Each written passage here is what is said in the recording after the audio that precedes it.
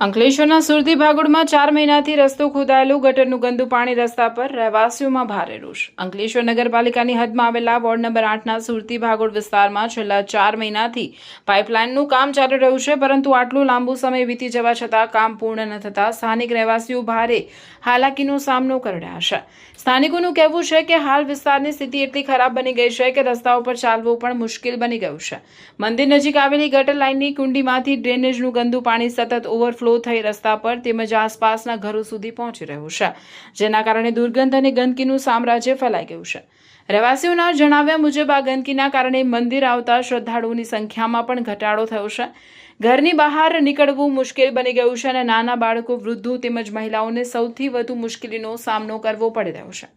સ્થાનિકોનું વધુમાં કહેવું છે કે ગેસ કંપનીથી લઈને વાવ સુધીનું મોટાભાગનું કામ પૂર્ણ થઈ ગયું હોવા છતાં સુરતી ભાગોળ વિસ્તારમાં હજુ સુધી કોઈ નિરાકરણ લાવવામાં આવ્યું નથી। અનેક વખત અંકલેશ્વર નગરપાલિકામાં રજૂઆતો કરવામાં આવી છે। નગરપાલિકાના પ્રમુખ પણ સ્થળની મુલાકાત લઈ ગયા, પરંતુ આજે પણ સ્થિતિમાં કોઈ સુધારો જોવા મળતો નથી।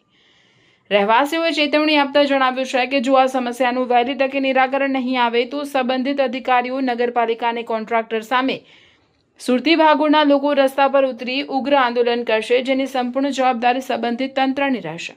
હવે જોવાનું એ રહેશે કે અંકલેશ્વર નગરપાલિકા અને જવાબદાર અધિકારીઓ આ ગંભીર સમસ્યાને કેટલા સમયમાં ઉકેલે છે અને સુરતી ભાગોળના લોકોને ગંદકી અને મુશ્કેલીમાંથી ક્યારે રાહત મળે છે।